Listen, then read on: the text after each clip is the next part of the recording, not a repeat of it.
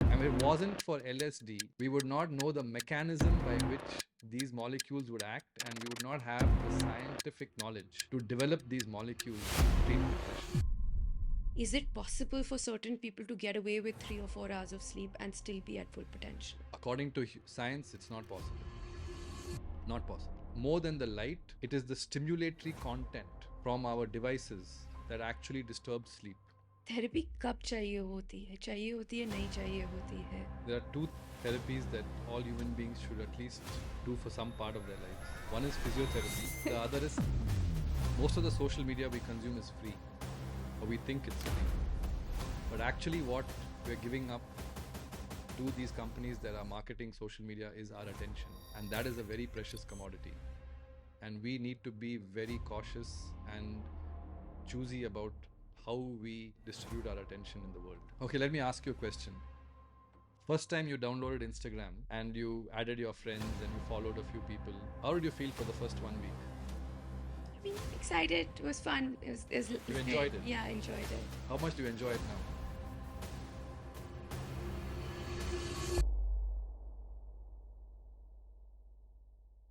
Hi, I'm Divya Jain. I'm the founder of Safe Educate and Because She Can.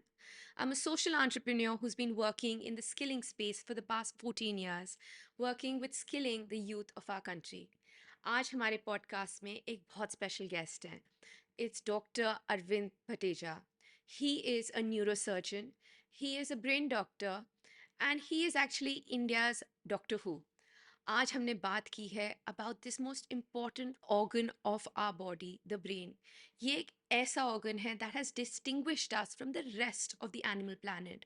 हमने बात की है कि ब्रेन कैसे वर्क करता है, क्या सब्सटेंसेस है जो इसके ऑपरेशन को इम्प्रूव करते हैं, क्या सब्सटेंसेस हैं जो हमारी ब्रेन को इम्प्रूव कर सकते हैं, हमारे फोकस को इम्प्रूव कर सकते हैं, हमारी मेमोरी को इम्प्रूव कर सकते हैं, क्या फ़र्क पड़ता है हमारी ब्रेन पे, उसके फंक्शनिंग पे when we use different substances like alcohol, like caffeine. Also हमने बात की है the importance of sleep, the right kind of sleep, and कैसे वो इम्पैक्ट और इफेक्ट कर सकता है हमारी लाइफ को.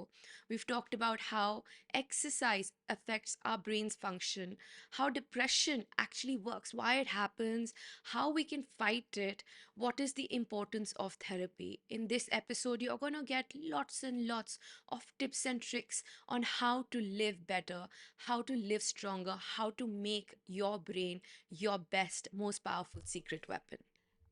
Dr. Arvind, such a pleasure to have you here. Thank you so much for being on our podcast today in lovely, lovely Bangalore.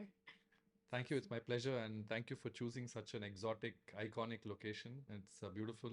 And I'm very happy to be here with you. So, Doc, just to start off the discussion, I wanted to talk about the stoned ape theory. This is by an author called Terence McKinsey, and he talks about how we as humans were all originally apes and monkeys. We used to live on trees. फिर हम नीचे आए and we started eating plants, certain mushrooms, which actually increased our brain functions, which increased the capacity of our brain to work, improved, our consciousness almost. And, I think there's always this theory of how we as humans are always interested in how substances have increased our brain functions and its capacity to work. Um, but really, if I look at the brain as a whole, how much of the substances and what is it that we're consuming that actually increase its functioning, improve its functioning, and what are these substances that can reduce it? And if I just look at the brain as a whole, what would you? So, see, the brain itself is a very complex organ. And when I think you're talking about the brain, you're talking more about the frontal lobes. Because that is what we associate with the condition of being human, really speaking. Because the frontal lobes are the two lobes that we have, one on each side, right and left. And those are the lobes that make us uniquely human, because it gives us the ability to reason, to calculate, mathematics, logic, abstract thinking, innovation, looking into the future. So, one of the very unusual things about the human brain compared to the animal brain is we can actually predict the future. which most animals cannot. So we can reason. We can look into the future and we can imagine a future that is likely to exist at some point, and we can prepare and innovate for that future. Animals do not have this ability. Animals are very reflexive. So animals have certain reflexes. So for example, in the summertime, they will save food for the winter times because food is scarce. Those are all reflexive functions which are built into their biology. So being able to look into the future and predict how to navigate that future is something that makes us uniquely human, and it's a power that is resident in the frontal lobes. Now, when it comes to other brain functions, most of them are located, there are lots of brain functions which are automatic. So we have things like the brain stem, the midbrain, many things like vision and so on are all kind of automatic. We really don't have to voluntarily, willfully work Do on those anything things. about. Whereas thinking is something that requires effort. And when we look at substances that can affect the brain, of course, there's a whole host of substances. But one thing we should all realize about the brain is it's a relatively insulated organ.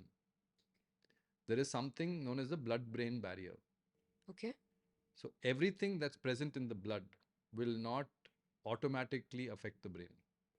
It won't. It will not. So can we get into what is the blood-brain barrier?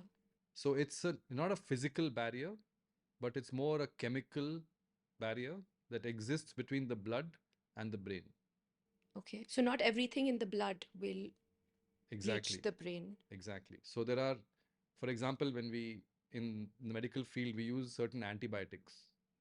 There are certain antibiotics that can cross the blood-brain barrier based on their physical and chemical characteristics. So the size of the molecule, the what we call lipophilicity versus hydrophobicity, etc., which is attraction towards fat and attraction towards water and so on. Those determine whether a certain antibiotic will enter into the brain or not. So when we're treating infections in the brain, for example, we have to be very cautious about what antibiotic to use because not all antibiotics will enter the brain and cure the infection. So in similar ways, there are a lot of chemicals that are present in the blood but cannot pass into the brain. Take for example triglycerides, which are in your bloodstream. They cannot diffuse into the brain, but alcohol can very easily.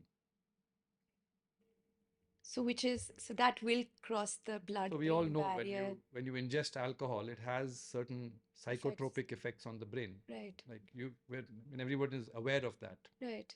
And the reason that that happens is because alcohol is able to cross the blood-brain barrier. Wow.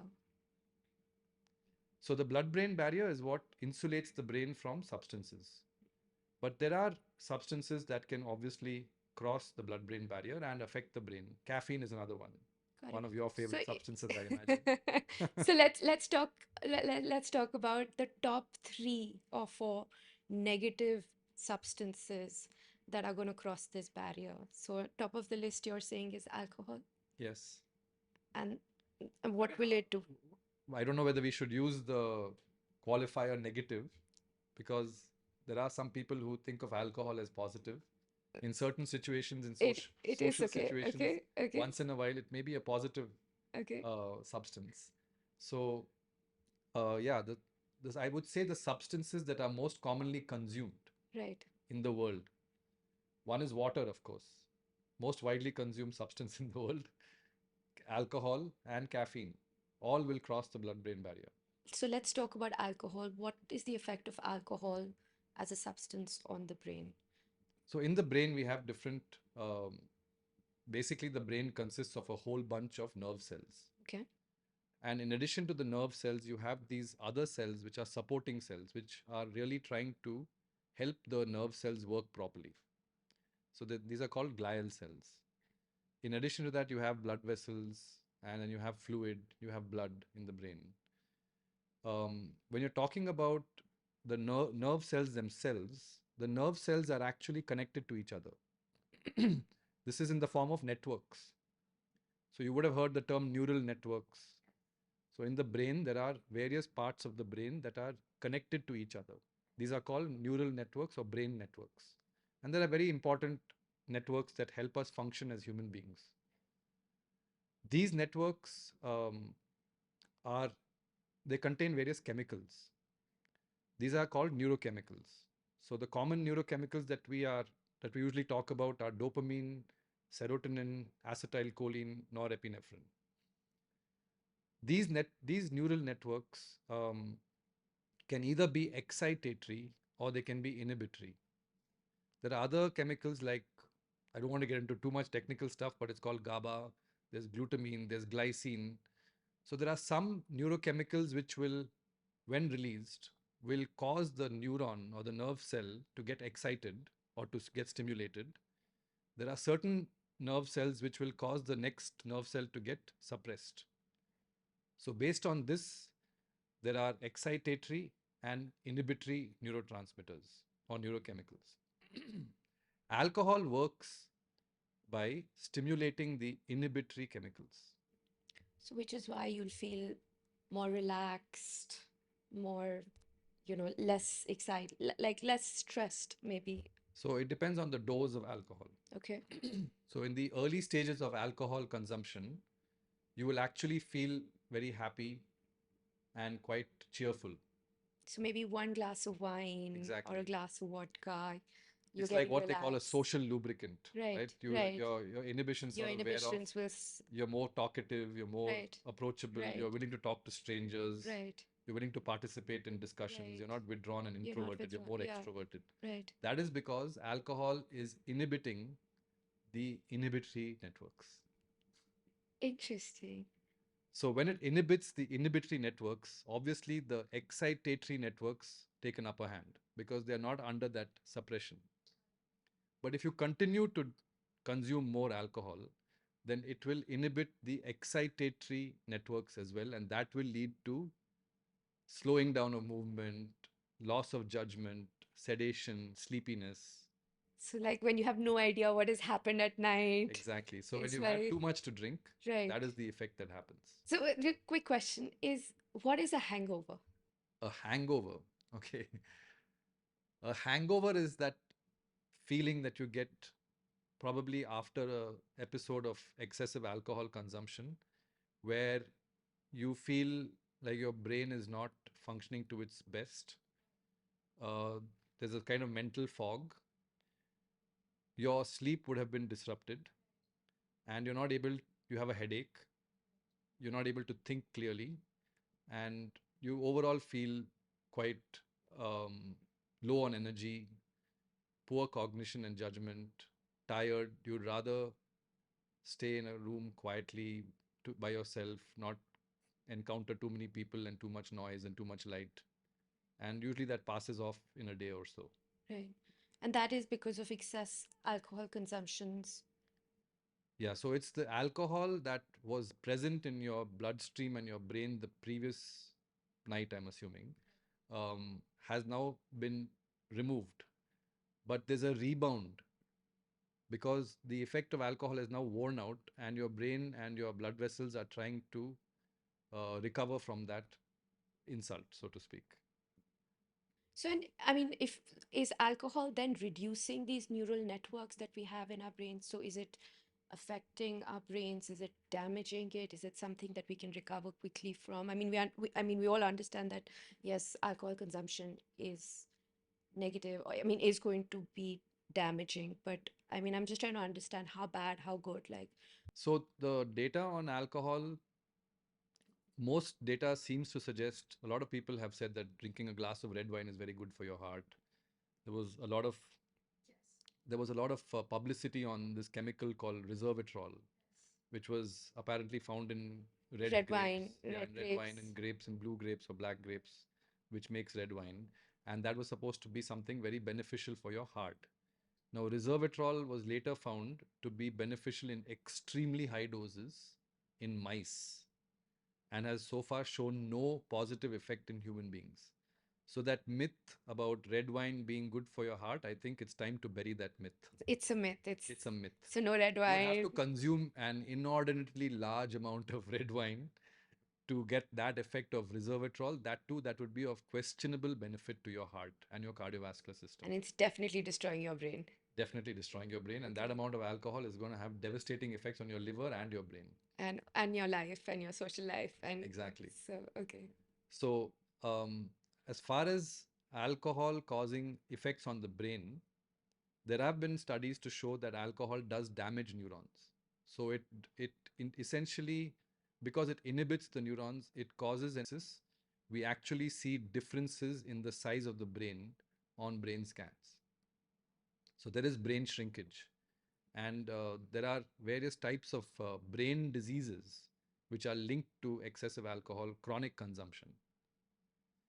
So I would say if you are interested in preserving brain function well into your later years and maximizing your cognitive abilities, then that is a substance that I would prefer to stay away from.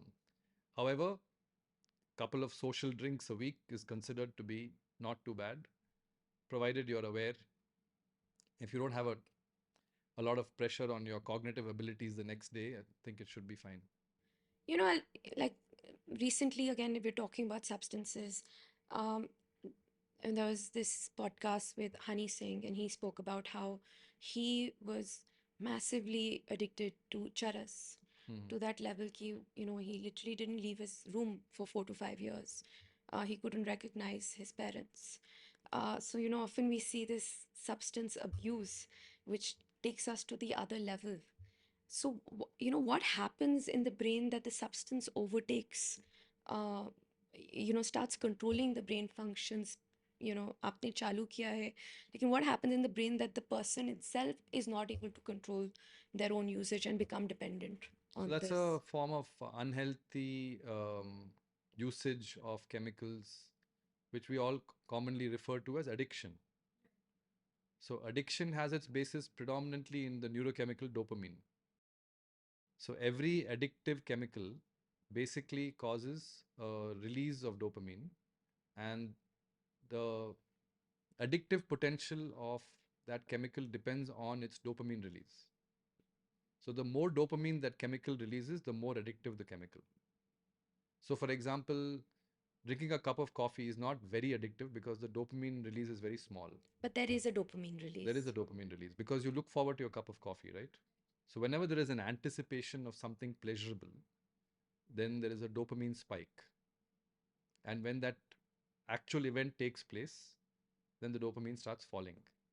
And when you are anticipating that same pleasurable activity again, then there's a before the actual event takes place in the anticipatory period, there will be another dopamine spike. But unfortunately, with addictive chemicals, it's an unhealthy spike of dopamine that takes place. The reason why I call it unhealthy is each time you use that chemical to cause the release of dopamine, the ability of that chemical to release dopamine to the same level on subsequent consumption keeps falling. तो जैसे for example अगर पहले I need x amount of nicotine Yeah, or marijuana yeah, or whatever, the X substance. X Yeah. substance, the next time I'll need more. May not be the next time, but in the subsequent days to weeks, you will need a bigger and bigger dose of that substance to get the same effect. So, therefore, that leads to addiction because then you keep chasing that substance because you're in search of that effect. Let's say when you get the first time you use that substance, you get an effect that, say, let's put on a scale of 1 to 10, say 10. After a month, you're only getting 6, but you want 10 because your brain loves 10. So you go back to that chemical over and over again, increase the dose so that you get 10. And after some time, that same dose is not giving you 10, it's giving you 6. Then you go Now back. I'm having more and Yeah. more and more. And then, can I take this forward to say that this is true not just of chemical addictions, Yes. but also other addictions? Any behavior. So, I mean, like, how would this work in, say, social media? I mean, is social media or Instagram giving us the same release in terms of dopamine, or is that the same behavior? Like, what is happening, say, when I'm looking at Instagram or looking at Reels? What is happening in my brain at Okay, that let me point of ask you a time? question. First time you downloaded Instagram and you added your friends and you followed a few people, How did you feel for the first 1 week? I mean, excited. It was fun. It You was enjoyed great. it. Yeah, I enjoyed it. How much do you enjoy it now? Not so much, right? Not so much, but I'm still at it like all the time. Now it's become a kind of a habit, Yeah, and also because a lot of your work is on Instagram, so that's probably why you check Instagram. But the first time you came across Facebook, it you was came fun. across a Yeah. mobile phone, you saw a movie on your phone, you saw a YouTube video on your phone, the kind of feeling you got from that experience is very different from what you get nowadays. That's because we've become addicted to this device and it's not giving us the same feeling of pleasure that we got the first time. So now we need to consume more content to get the same pleasure, very akin to chemical addictions. So the amount of time that people have started spending on devices and social media probably is increasing because they're not getting the same effect that they got when they first got that device or app on their phones. So you're basically just you keep increasing the amount of time to get to the same level of Because you're not getting satisfaction. the same level of satisfaction. So you're in search of that same level of satisfaction, but you're not getting it. So you're consuming more and more of it. So can we say that social media or phones, they are akin? And, in fact, we were talking about this before, is in the 1950s and 1960s, cigarettes were cool. Like, you had pregnant women smoking, you Doctors know, used to advertise. doctors used to advertise it. It was a cool thing to do. Yeah, Obviously, the tobacco lobbies it was great profit, like money maker. So everyone was shoving this down everyone's throats. yeah, And now I was in a restaurant the other day, and there's just like families sitting around, and everyone was on their phones, and yeah. little kids, pache, 5, 7, 8, 10, like everyone's on their phones. And I almost feel that we don't know this yet, but like maybe 10 years later, 5, 7 years later, we'll actually understand that this is maybe just as poisonous or as dangerous as, any other So I don't think poison. we can really equate phones and tobacco. The reason is that phones still do empower us in many ways. They've made life very good. I know as a doctor, I'm far more effective as a doctor than I used to be because of my phone. Because now I can monitor my patients on WhatsApp. People can contact me. Of course, that means I have to look at my phone a lot more, but it makes me more effective as a human being. And I think in terms of productivity, efficiency, it has changed the way we interact with each other as human beings. I mean, things like messaging, mobile data, calls, it's really a huge, um, motivator and empowers all of us as human beings. But on the flip side, there is a part of the mobile phone that's not very healthy. And we just need to raise awareness about that. The thing with mobile phones and this technology is it's a genie that's already out of the bottle. We're not going to be able to put it back. It's how can we harness this technology to be more effective as human beings so that we have more social interactions in the real world rather than in the digital world. Because I think that's something that is very unhealthy for the younger generation because interacting with another person face to face is very different from how we interact in the digital world. So, posting emojis or comments is much easier in the digital world than it is in the real world. You can't say something nasty to someone's face, but posting a comment is not that hideous. So I think what we need to encourage in schools and as parents and as senior members of the society is teach our children how to use their technology and devices in a healthy way, restrict the amount of time preferably, um, also encourage them to be more interactive with the real world, with their friends and their schoolmates and their families. Is there certain content that you would say that one should stay away from? From a brain perspective, is there like short format content, something you shouldn't be touching, concentrate on long format, or I mean, is there something from a brain perspective which is better or worse? So there are different ways of looking at this. One is in terms of the light from the screen, how close is that to bedtime? Because we know that light, which and blue light which enters the eyes towards the latter half of the day, disrupts a chemical called melatonin, which is very important for the initiation of sleep. So if you're going to be exposing your eyes to a lot of blue light, then that is probably going to affect your sleep or disrupt your sleep to some extent. So it's best not to be doing that for the maybe 90 to 120 minutes before your bedtime. In addition to that, in terms of the content itself, so there is, in fact, a very interesting study that was conducted in a university in Australia, where they found that more than the light, it is the stimulatory content from our devices that actually disturbs sleep.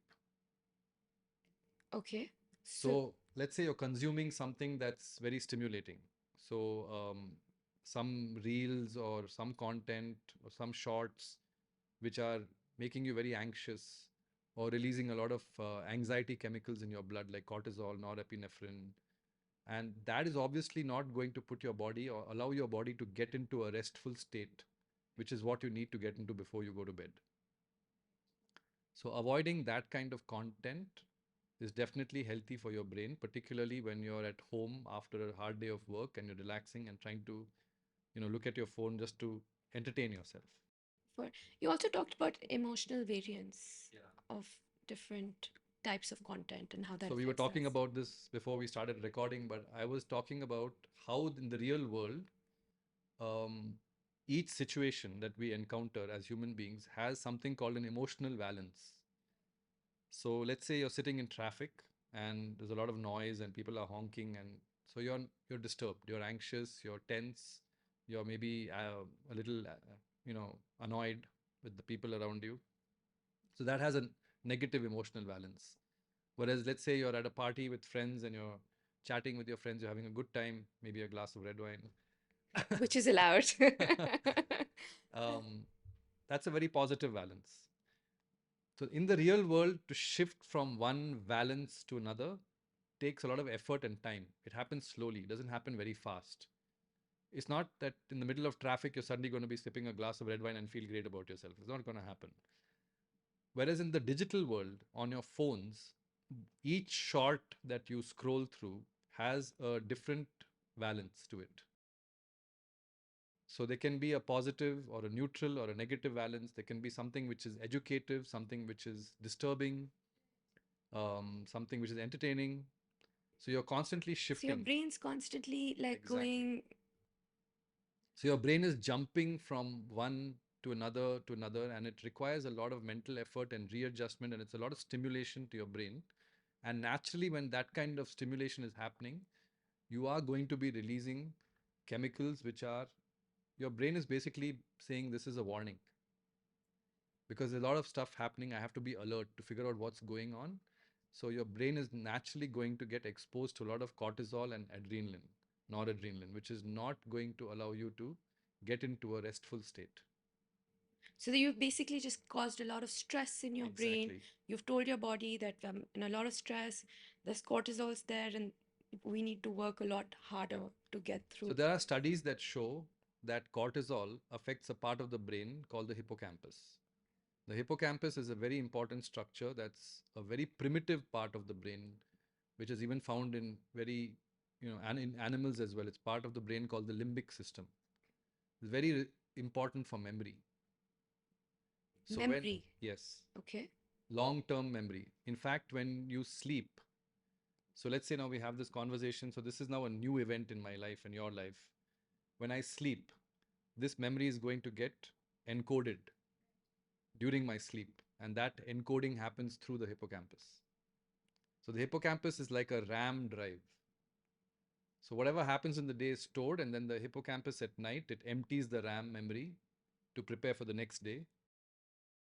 It keeps everything and it sends it off to the relevant areas of the brain. So now, for example, this experience that we're having, there is a visual component, there's an auditory component, there's a discussion, verbal component, there's something we're talking about, we're discussing some knowledge, some information. So the hippocampus is digesting all that, it's just storing everything. And then when I go to sleep at night, it will send the verbal component to my speech area, speech and language area. It will send the visual component to my visual area. It will send the other parts of it, the thinking part of it, to my frontal lobe. And when I need to retrieve that memory at some other time, it will grab it from all those places and bring it back. So this is how we think memory works. We're not very sure because memory is something we still don't really we understand very well. But what I was saying is cortisol, high levels of cortisol, which are related to chronic stress, are known to affect the structure and function of the hippocampus. And the hippocampus is such an important structure in memory.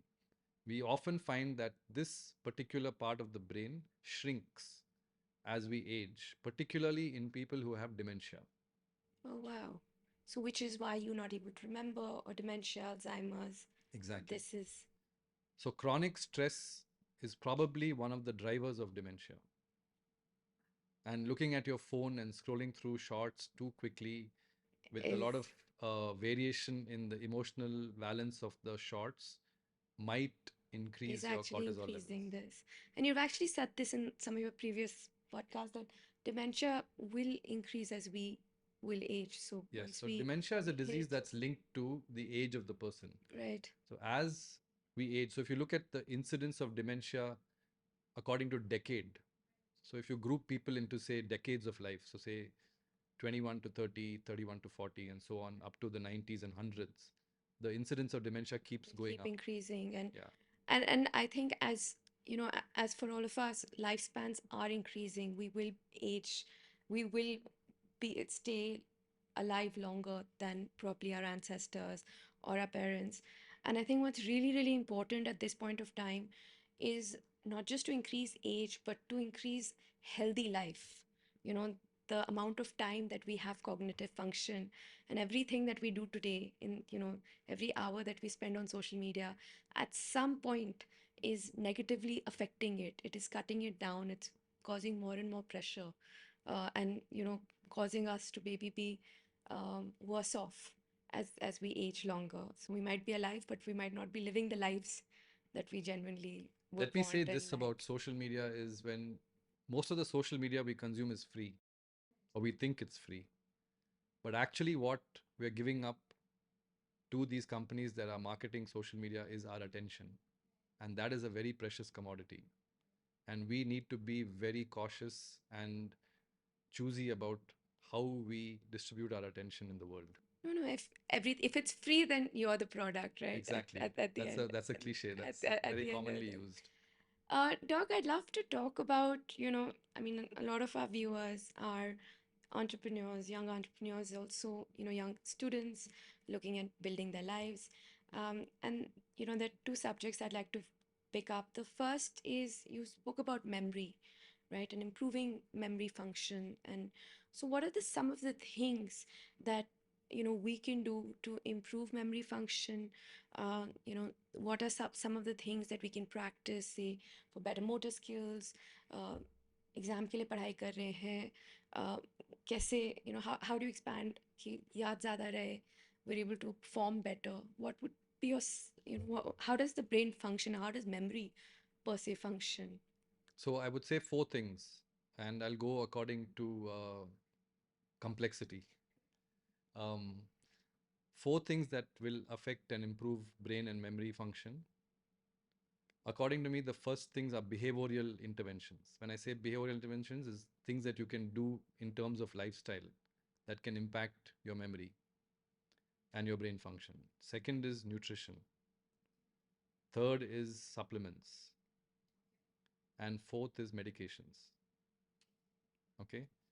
So when we come to interventions, lifestyle interventions, the simplest ones are usually the most effective. The hardest in terms of consistency and discipline, but otherwise low cost, easily accessible. Number one is exercise. It's been proven time and time again that regular physical exercise has a correlation to brain function. And there are different, when we talk about exercise, it's not just one type of exercise. In exercise broadly, there are two types of exercises. One is aerobic or cardiovascular exercise, and one is resistance exercise. Amongst cardiovascular exercise, there are low intensity exercises, high intensity exercises, or what is called HIIT. Hit मतलब Cardio, Zone 5. Yeah, Zumba, yeah, exactly. boxing kar rahe, that's High intensity where your heart rate right, is like right, right, nearly max, right, max right. heart rate. Then you have resistance training. Within resistance training, you have different types of exercises again. Pilates, weight training. You have body weight exercises, you have bands, you have weights, all kinds of things, right? And all variations of that.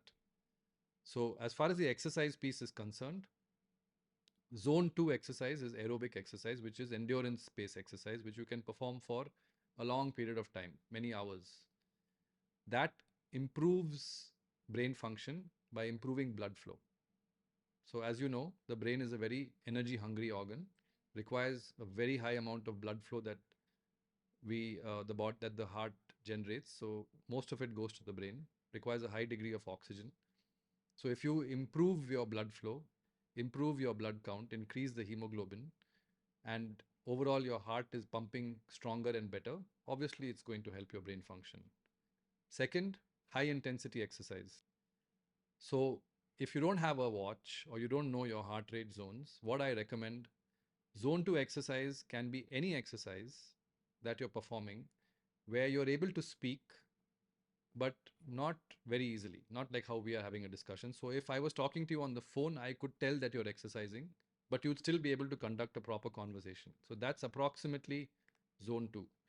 If you're higher than that, then you're obviously not in zone 2, means you're not able to like complete a whole sentence without stopping, then you're more than zone 2. If you're like us, you're less than zone 2. So that's how simple way to figure out zone 2. After that, you have what is important for the brain is zone 5 or high intensity exercise or VO2 max exercise. Now, the reason that is beneficial is because of a substance called BDNF. It's called brain derived neurotrophic factor. It's released from the brain itself during high intensity exercise and probably from the muscles as well. This has very important effects on the hippocampus because it is known to promote what is called synaptic connections between cells. So when you have two neurons that have to talk to each other, they have something called a synapse, which is like a junction across which a chemical gets released so that signals from one neuron can jump across to the other neuron. The more synapses you have, the better your memory. So the more basically you're having more networks. So one neuron is instead of talking to another neuron, is talking to five other neurons. So the more of those you have, and that is talking to five more, and that is talking to five more. So it's a huge network. So the more synaptic connections you have, the better your memory, and BDNF increases synaptic connections. No, I've seen this documentary that spoke about skydivers actually having just great memory and being able to live longer and their brains aging slower because of the high intensity and the adrenaline that was released there. Yeah, so high intensity exercise has a clear link to preventing dementia, improving memory, improving cognitive function. Of course, caveat that you should not be doing this exercise unless your cardiologist or your physician has cleared you because this is a high intensity exercise. If you're doing it for the first time, you have to be extremely cautious to make sure that you're fit enough to be able to do it. And then switch, it needs to be a part of it. Should it be daily or just as much as you can manage? So, high intensity exercise, anywhere between 5 to 10 minutes a week, is considered to be more than enough. Oh, wow. Yeah, when you're really at that very high heart rate. You don't need to do more than that. More than that is probably counterproductive. It's going to cause a lot of fatigue and burnout, and in certain patients it might even have a risk of other problems like cardiac issues. No, so I think this is great. So basically, you want to exercise, you want to keep it in zone 2 most of the time. Zone 5 is amazing for these connections. Yes. But let's put ourselves there for maybe 10 to 20, 30 minutes in a week. And if you're doing that, you're doing your memory and your brain a great service. Correct. And expanding that. And then strength training and resistance training have also been shown to have great benefits because you're engaging a lot of neural connections. So when you do strength training and resistance training, you're stimulating your brain to cause movement against a resistance. So what is happening is again you're getting something called neuronal plasticity. So it's modulating the neurons and the connections between nerve cells, other nerve cells, muscle cells, spinal cord. All those things are getting stronger because you're using those pathways. Imagine if you were not using a muscle very well, then the nerve cells to that muscle would gradually, reduce in number and become less active. Whereas if you're constantly lifting or you're strengthening resistance training, you're strengthening those connections, not only between your nerve and your muscle, but also Your from nerve the and part brain. of your brain that is Wow. initiating the movement. So you're not just building muscle, it's not just your body, it's actually also the brain getting improved and fitter Yes, and yes. interesting. And the way that exercise and resistance training helps is there are some chemicals now. We used to believe that muscles are a passive tissue, where muscles just take instructions from nerves and do nothing else. When the nerve says move, the muscle moves. When the nerve says stop moving, it stops moving. That's no longer the case. We now believe that the muscle is actually an organ which is very active. So when you exercise and you put your muscles through stress, such as endurance exercise and so on, resistance training, they actually release certain chemicals. Okay, and what? BDNF is one of them. And BDNF is actually increasing synapse and increasing Yeah, brain the new connections. brain connections that we're So when working you with. release these substances, which are broadly called myokines, they have very positive effects on many parts of your body. So they are promoting immunity, they're anti-cancer, they're antioxidant, free radical scavengers.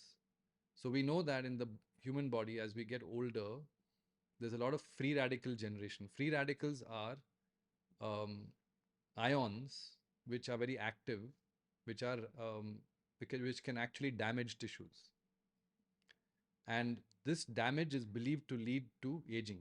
So if you have these chemicals which are preventing these ions or free And where radicals, are these ions coming from? they're coming from all over the body. They're basically inflammatory chemicals. Got it. So whenever you have inflammation in the body, So which is, it's just sort of moving in the body, and then yeah. if you're exercising, these are getting So one of the controlled. reasons that they believe we get dementia is because of free radical damage.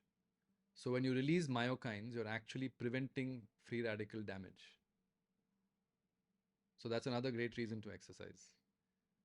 Then you have sleep.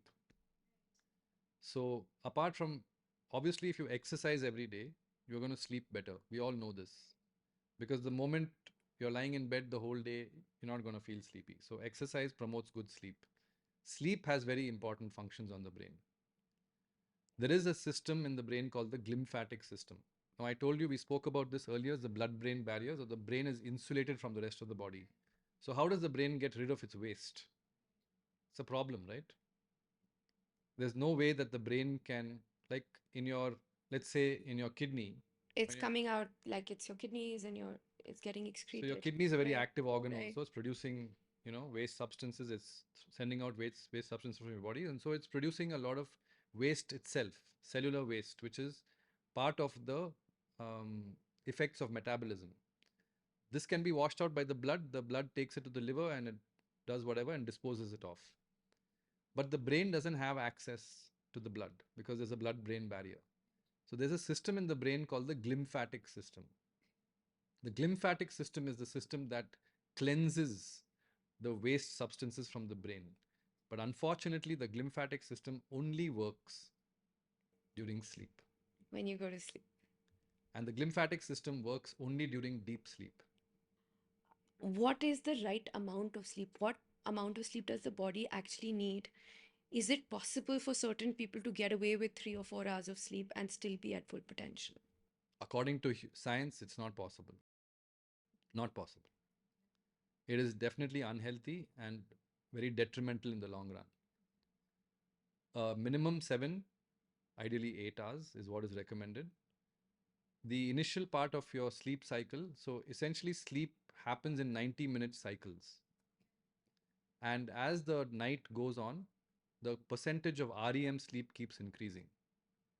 So most of your deep sleep will happen in the first part of the night, and most of your REM sleep will happen in the second part of the night.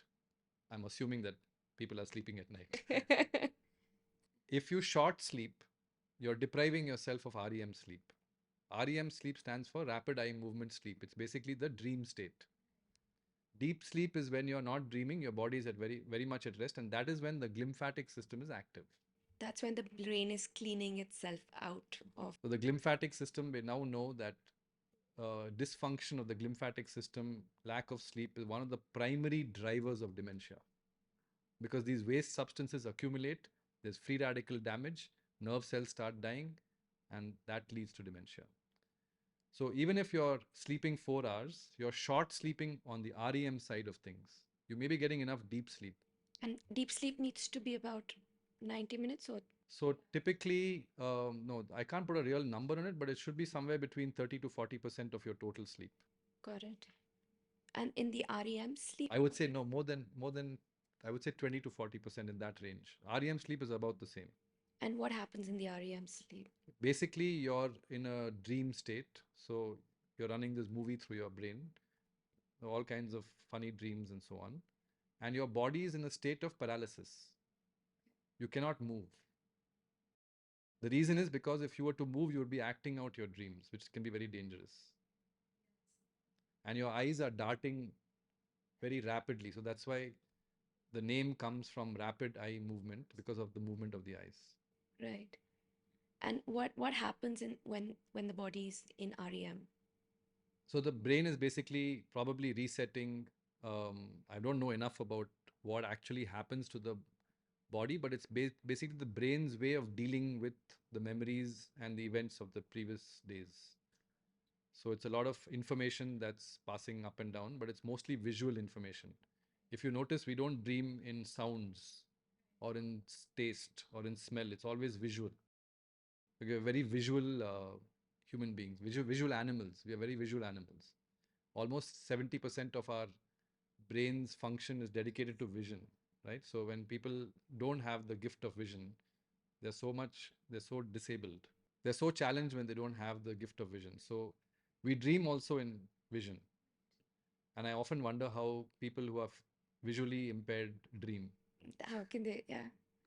No, but and I think that, but is this the time where the memory and the brain's memory function is being managed? Is this the time where Probably. we Yeah. are increasing our memory function and So improving the if you were to, there are a lot of experiments that used to be done on sleep deprivation in human beings. So you take group of people, you put one group in a, you deprive them of sleep in the first half of the night, see what happens. Then you take the another group and you deprive them of sleep in the second half of the night and see what happens and see the effects on their brain and their functions and their memory. You give them tests the next day. Now those studies have become unethical why because we're not allowed to deprive people of sleep for the sleep purpose of study. because it is so It so is so it detrimental. is so detrimental to It's their like saying I memory. want to conduct a study on smoking and I want to give one group of people cigarettes and you A can't do few, that anymore. It's yes, unethical. So right, that's how unethical it is to deprive people of right. sleep. In fact, now the WHO has classified night shift work as a possible carcinogen Oh my God! Wow. because it is known to impair immune function and that can lead to cancer is what the belief is. So again, I mean, coming back to sleep, there, one of the biggest things is having melatonin.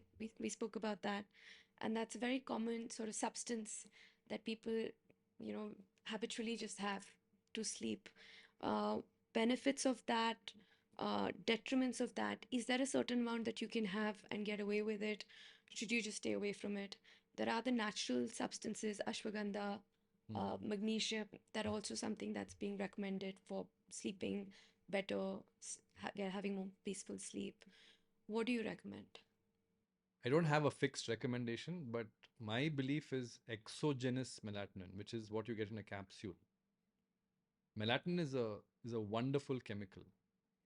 I started reading about it a few days ago, and I'm still doing more reading on it because it's an amazing chemical because I didn't know this, and this is something we never taught in medical college, that it's a chemical that's even secreted by plants. Yes. So when a chemical is so preserved through all the species, right, it means that it's a very important chemical. So, for example, acetylcholine, which is a chemical involved in muscle contraction, is also very strongly preserved even in animals, lower animals, single celled animals, and so on. Melatonin is also preserved right from the plant kingdom all the way up to human beings. Every single species has melatonin. or And we can consider we believe it as. naturally produce melatonin in Yes, our there is a gland in our brain called the pineal gland, which is responsible for the secretion of melatonin, and that is linked to the eye. Yeah. So the eye, when we sense lower light, then the pineal gland starts releasing melatonin, and it has a circadian cycle. It's also linked to our circadian rhythm. कि 9 बजे सोना है, if I have to sleep at 10 o'clock, eyes will close, it'll start going and Exactly. right, it'll start working. So exogenous melatonin is what is produced outside the body in a capsule. Melatonin is a supplement. It's not a medicine as such. You can buy it over the counter. Supplements are generally poorly regulated across the world. There is no supplement companies and manufacturers don't have to answer to anyone.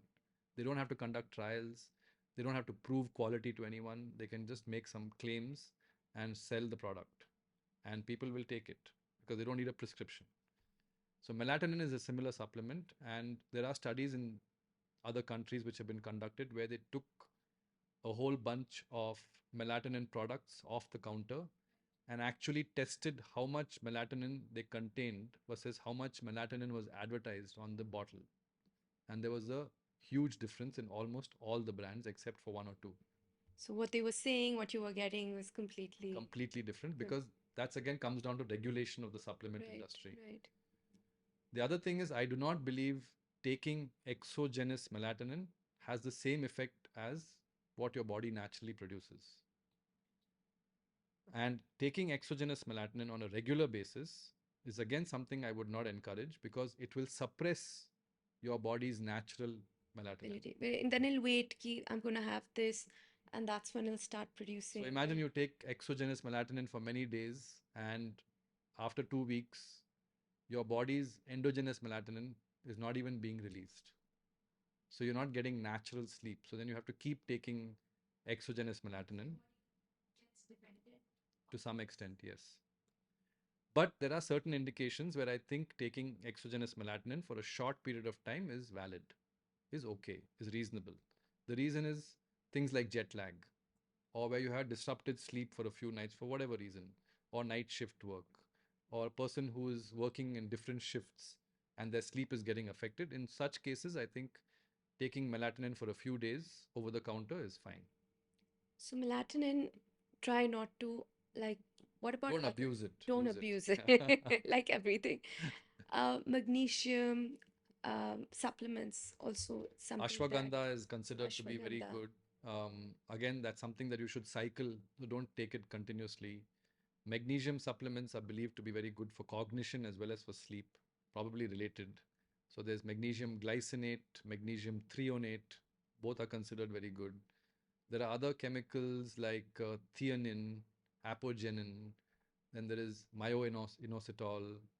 One thing I would not recommend anybody to take is sedatives. So you get all these sedative drugs, which are basically what is called benzodiazepines. So benzodiazepines are pharmaceutical substances which are regulated, which act on a receptor called GABA, gamma aminobutyric acid, which is an inhibitory receptor. So basically, it goes and acts on the receptor, causes you to fall asleep. But what people need to realize is that causes sedation. Sedation and sleep are not the same thing. Sedation is trauma hai, yeah. I mean, is that something you'd use in terms of trauma or pain or Sedation is a grief? state in which you are apparently sleepy, but if you were to look at this person's brain waves and you were to study their sleep on a sedative tablet, it would not resemble natural sleep in any way. So people think that they might be sleeping, but it's not actually the right kind of sleep. So you're not having the what we call the architecture of sleep. So the architecture of sleep is that you have light sleep, then you have these 90-minute cycles where you cycle through deep sleep, REM sleep, and REM sleep keeps increasing, deep sleep keeps decreasing. If you were to study a person who is on sedation using a sleep study, what is called a polysomnography, you would see that their sleep architecture is completely different from a normal sleep architecture. And why are and sedatives are just prescribed by doctors, or this is something that's taken over, over the counter? It's not supposed to be given over the counter, but it's usually by prescription. There are also studies in the Lancet, which is a leading medical journal, which shows that people who have chronic sedative use or abuse have a lower lifespan. I think the sleep is way, way, way more important than any of us ever We often mistake imagined. sedation for sleep, and Right. people who drink alcohol in the belief that it enhances their quality of sleep are actually mistaken. The only way to figure this out is to do a sleep study. And with alcohol, you'll probably get sedated versus actually getting Yes. sleep. So you get Right. sedation, and alcohol disrupts your REM sleep. So you can imagine what it does to memory and cognition. Right. So have that glass of red wine, but just be very, very careful with Yeah. what it's doing to you. Sleep trackers, right? I mean, I'll talk about my own experience. I mean, sleep is very important. We're all talking about it, especially if you're training, working out. तो आपको you need to make sure have you slept, have you recovered. My own example, I got a Whoop band, and I was obsessively tracking कि क्या हो रहा है band में, क्या नहीं हो रहा है. And in the morning, I'd be like, oh, I've slept for 6 hours, 5 hours. I need more REM. What is your sort of take on tracking, on these trackers? Should we be using them? How important are they? How much should they be guiding the way we're leading our lives? I think trackers are good. Um, Accuracy is probably a problem. There are various types of trackers. There are wrist based, there are ring based. Some people use chest based, which is also acceptable. There is mattress based now. There are some companies that make a mattress that tracks your sleep. Um, Tracking is good, but tracking is not the holy grail of sleep science. There are limitations to tracking. It's a good metric to compare day to day, but it's not an absolute metric because there can be errors in the data that it generates. So I would not get too obsessed about it. It's just good to know. And I think more importantly than just looking at the tracking metric, you should compare it with your subjective feeling on a particular day and see how that matches with your subjective feeling of freshness and well restedness versus that tracking number. But tracking is a good option. I would recommend that people do it. But some people are not comfortable wearing a watch when they sleep, for example. So if you're wearing a watch like I do, I'm okay wearing it at night.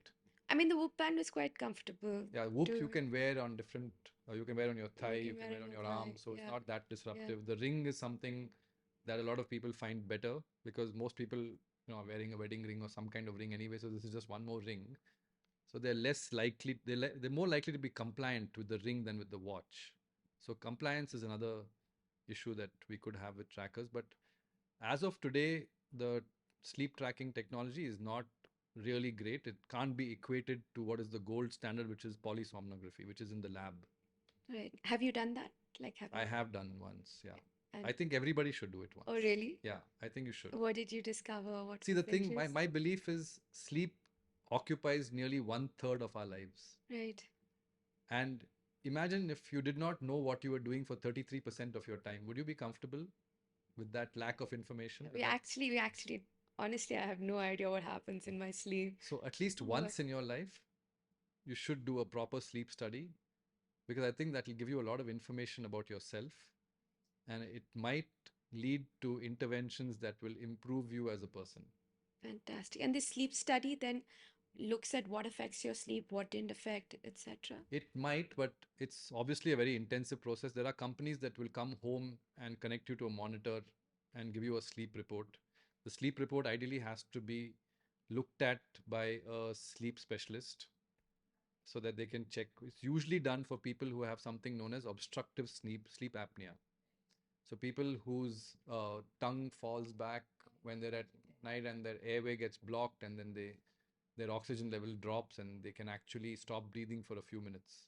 And that can really affect their overall health. It increases the risk of heart attack, stroke, dementia, all kinds of problems. Even there can be sometimes sudden death also.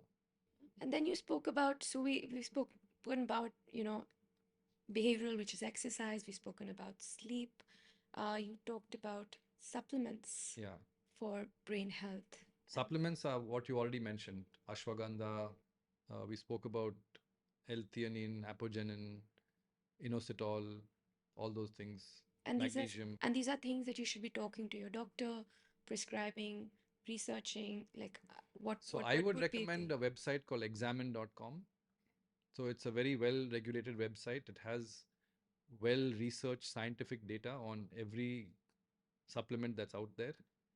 So I would recommend you go there, read about it, read about the supplement, see if it interests you, try it out for a month, see if it makes any difference, and then decide. There is no rule on this because, like I said, supplements is something which is not well regulated. We don't have enough trials and data on it. There are some trials, and most of them are available on examine.com as a one stop resource for finding out all about this. Lovely. And last you'd spoken was nutrition Yeah. as a. So is there something particular in nutrition that So, most of the studies about diet and brain health seem to suggest that eating a whole foods diet, relatively rich in fiber and plants, is considered beneficial for your health.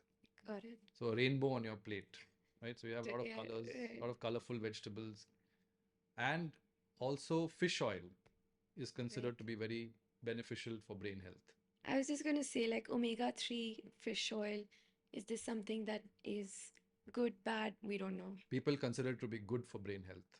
So, omega 3, either as a supplement, if you're vegetarian and you're picky about actually having fish oil, then you can use algae, which is also rich in omega 3.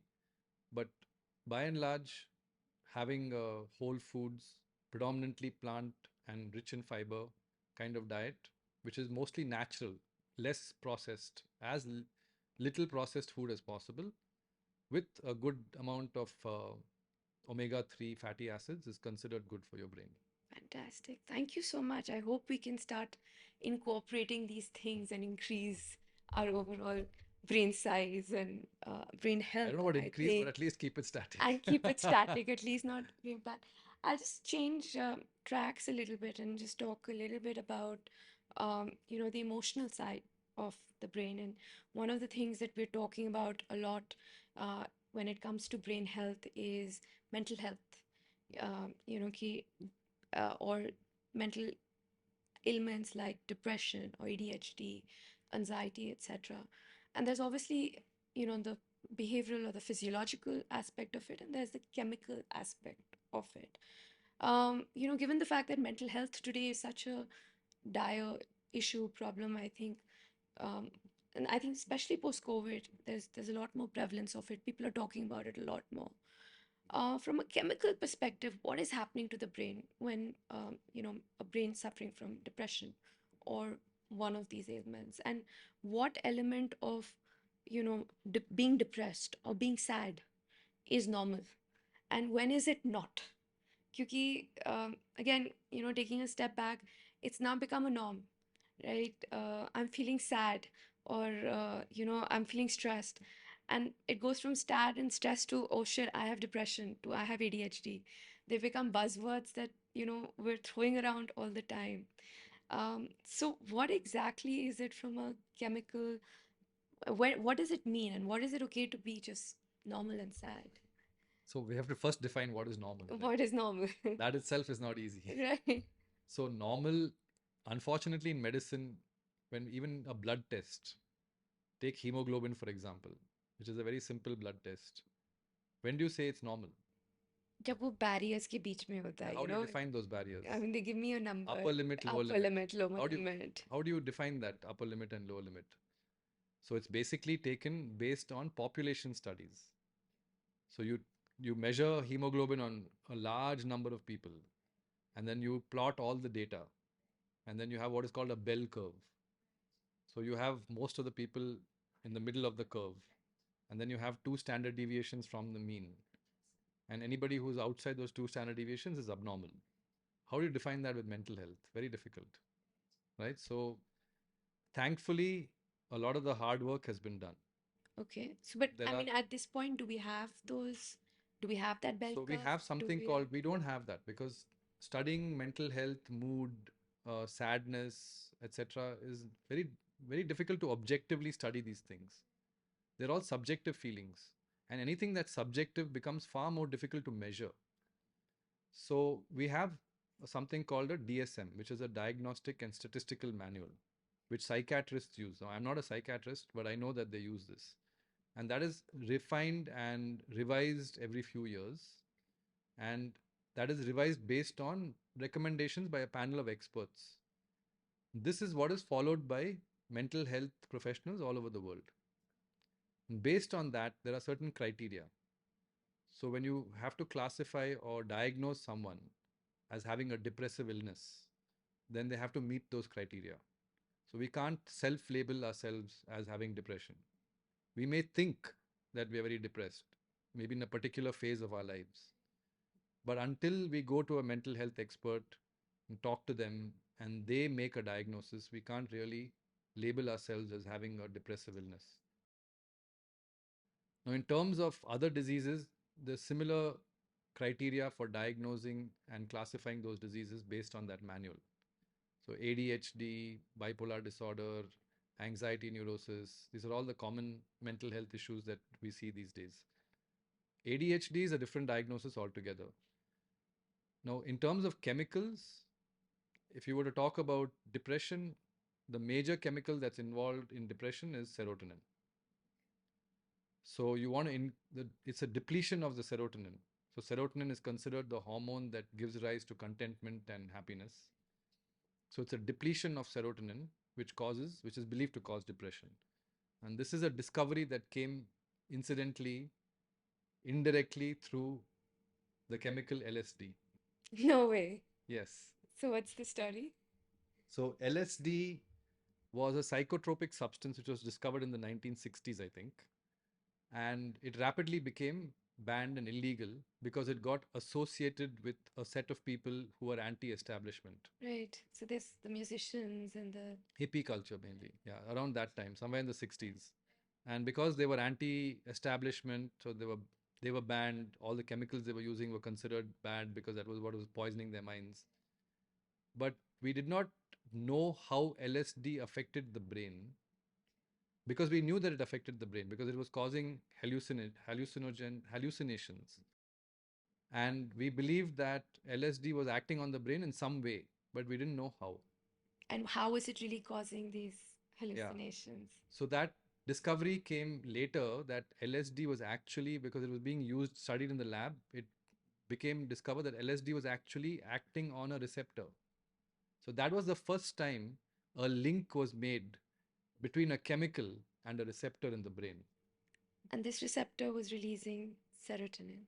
No, the receptor was a separate receptor, but that's how we realized how serotonin is acting on the brain through its receptor. And that gave rise to the entire generation of antidepressant medications that we have today, which work on the serotonin receptor. And if it wasn't for LSD, we would not know the mechanism by which these molecules would act, and we would not have the scientific knowledge to develop these molecules to treat depression. Oh my So we God. all owe a big thanks Thanks to LSD. LSD. I love this story. I think we're so quick to just ban stuff and be like, So like, now LSD and other right. chemicals which are hallucinogenic, like psilocybin, are being used in studies to treat mental health issues, depression included, Wait. and is showing a lot of promise. Wait. So I guess depression, these are functions where the natural ability of the brain to produce serotonin gets impacted, and which Yes. is why this is a certain state. So while there might be a emotional aspect to it, there is definitely a chemical aspect to it Yes, that has it's been. believed to be so. But unfortunately, these antidepressant medications, SSRIs as they're called, have been shown not to be very effective in the long run and have a lot of side effects. So there's been some negative press and information and impressions about it. And that's why these newer therapies are being investigated. So, and in this case, I think if we're talking about mental health, your recommendation would be to first be looking at exercise, behavior, nutrition, sleep, um, and then maybe talk to a mental health specialist. Yes. Ensure that you have the right diagnosis in place Yes. before you get into any sort of I would avoid treatment. medications to the extent possible, as far as possible, provided your mental health professional believes that it's not required. If it, of course, they believe that it is definitely required, then please do not hesitate to take them because they're very safe medications. They've been taken by millions of people for many years, and they're effective in treating depression. May not be in curing depression, but in treating depression. And there are side effects, and if you can tolerate the side effects, you should do that. But do look at long term, more sustainable interventions like exercise, sleep, diet, and so on to try and get you out of that problem. Fantastic. And what I also hear you saying is that don't shy away from treating it. It's Yes. not something No, that you definitely want not. to leave. You can't It's ignore as it. important issue, health issue, that one should be cognizant of as much as diabetes, for example. Would you ignore your diabetes and not take your medication and not do the right lifestyle interventions to manage your diabetes better?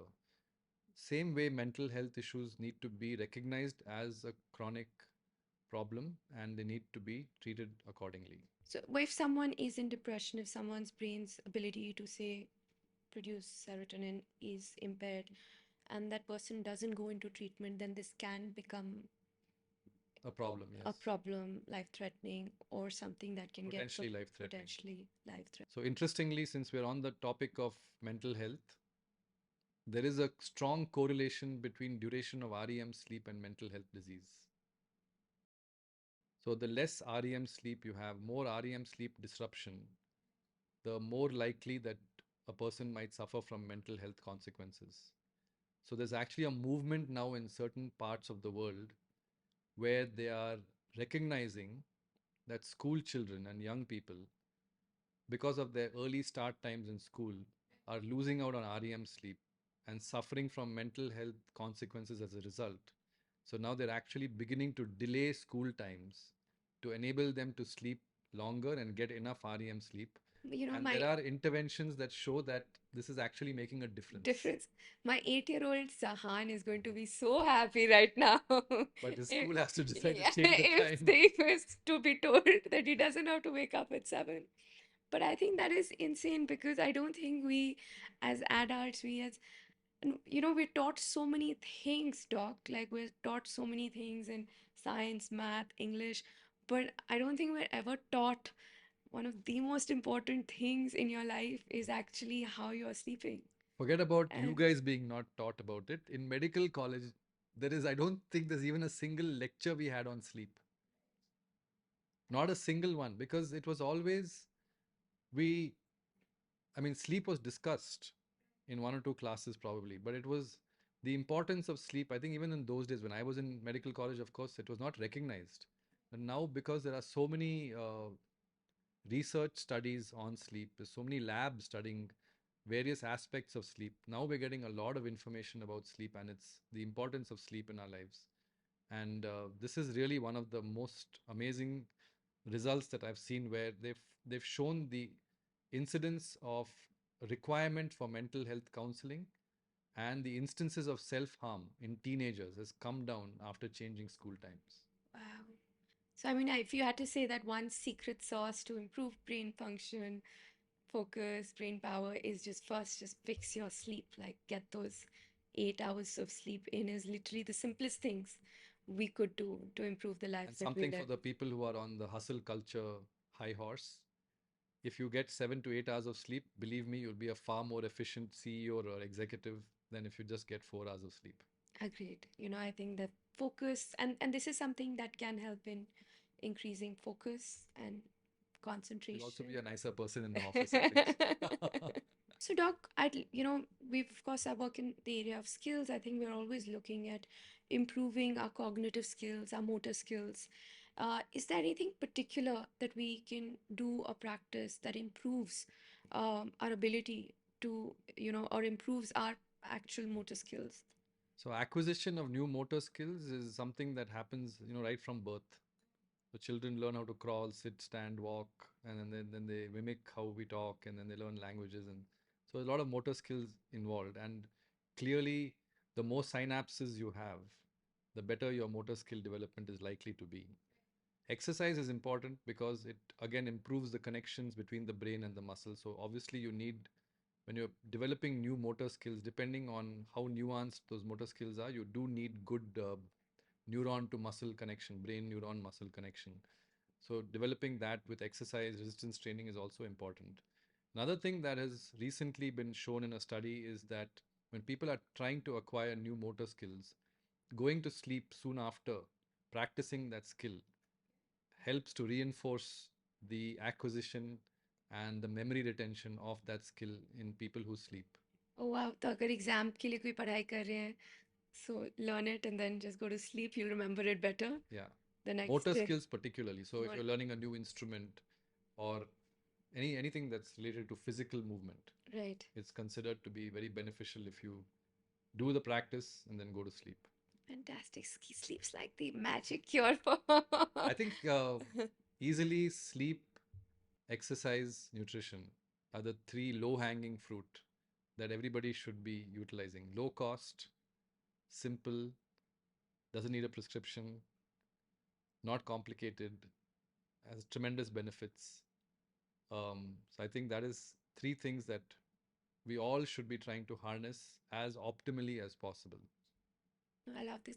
I'd love to share a personal experience. I think again, therapy is sort of like the buzzword, right? Everyone's got a therapist, and I know you're not a therapist, but I like the brain doctor, like 360-degree view here. And again, lunch conversation, everyone's like, "Would you have a therapist?" I'm like, "Oh, you know what? I should go and try this." And it's like, "Why don't you give me your therapist number? I'll go talk to her." And this honestly happened with me. I went for one session. Divya, what's happening? How's life? I'm like, life's great, work's great, something, something, something. I think by the second or the third sort of uh, session, maybe we did two or three, there was suddenly just this conversation, and there's a little bit of victimization, and I felt like my head was kind of bursting, and suddenly, I felt like therapy had almost turned on its head, and it had become it become a space where I was more of a victim versus actually helping or healing. So I guess, and then I realized I just need to abandon this because this was obviously hurting me more than doing any help. But I just want to get your perspective is on therapy कि therapy कब चाहिए होती है नहीं चाहिए होती है. Is it fine as an, is it like exercise and meditation that you can Mhm. just do it on the side, or is it something that you need to be particular and cautious about what you're exposing yourself to? That's an interesting question. I often say that there are two therapies that all human beings should at least do for some part of their lives. One is physiotherapy, and Okay. all the physiotherapists love me because of this. And the other is psychotherapy. Now, Okay. why I say physiotherapy is because when I in my practice, I see a lot of people with back pain, neck pain, back injuries, because of improper movement patterns, like the way they sit, the way they stand, bend, lift up weights, all those sort of things. I think a physiotherapist would really help to correct those errors, because engaging the right muscles, which joint to move in, how much range, etc., what stretches to do. So I think everybody should do some physiotherapy At all. for And is some. there a certain age you should I think you ensure? should start early Okay. because the faster you correct, it's like how when I tried to swim to prepare for an Ironman, my swimming coach, was aghast when he saw my technique. But I've learned the wrong technique in school. Life. And no Yeah. one told you that this was wrong. And he pointed out so many errors that I just could not focus on correcting each one of them. And I ended up with the same horrible technique, but I managed to do what I had to do. Similarly, once you ingrain the wrong movement patterns, they will remain with you for the rest of your life unless you work very hard to unlearn them and then relearn the correct way. I also believe a few sessions with a psychotherapist are probably good. Psychotherapist. Yeah. Right. So a psychotherapist is someone who will essentially have a discussion with you and try and understand your way of thinking. Now, when we grow up, we automatically start thinking. Nobody has to tell us to start thinking from the time we are little children. And we often learn how to think by observing the people around us. So we take cues from the environment around us. And not all those cues are healthy. We often learn unhealthy ways of thinking and dealing with emotions and our environment. Unhealthy not because they are not good for our health, but unhealthy because they're not good for our mental health. So, how you view a situation or an event or a person or an interaction can affect you mentally.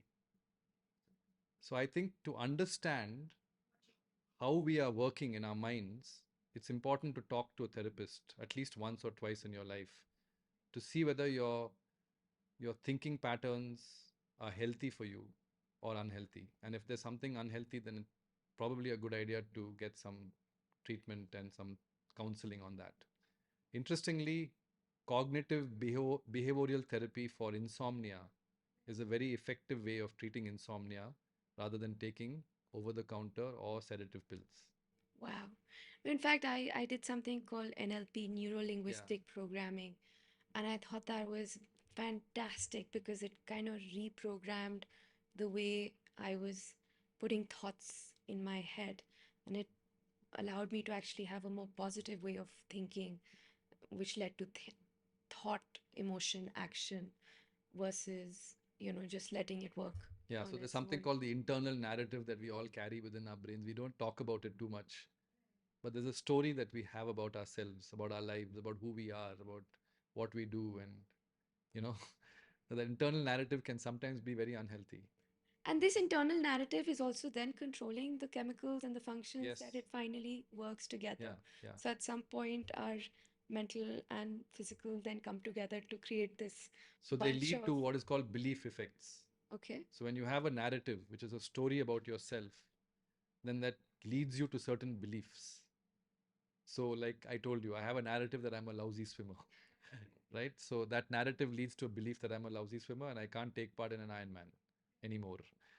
So but you did. similarly, I did half Ironman, but anyway, whatever. But these internal narratives reflect upon our beliefs, and those beliefs reflect upon our actions and our activities and makes us who we are as humans.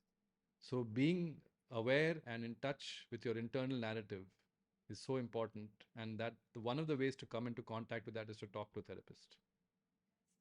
So don't look at it as trying to treat something or as a disease, but it's just trying to be more aware of who you are, how your body is working, how your mind's thinking, and similarly in this conversation, really how the brain works, so that you It's can be just like how better, we track our sleep. right? It's important to track our thoughts also Our thoughts, sometimes. our emotions, and manage them. So fantastic. Thank you so much, Doc. It has been a fascinating session.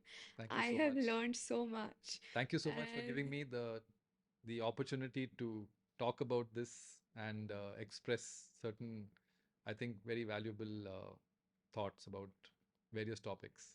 no, and I honestly talk like what's been really interesting is that you've put a lot of science behind it. You've taken a lot of very complex concepts that I would be scared to, look at, or, if they looked up at me from a book, I probably wouldn't read beyond the second sentence, but you've simplified it enough for me to actually understand it. So I can see my adenons, I can see the ADVs, I can actually see how the brain is functioning, and it's not like a vague idea or science anymore. I can actually see the functioning. So I know what is that caffeine and that Diet Coke and that Coke doing to me. And what is that great sleep, on the other hand, uh, promising and doing for me also. So thank you so much for My that. pleasure. Thank you.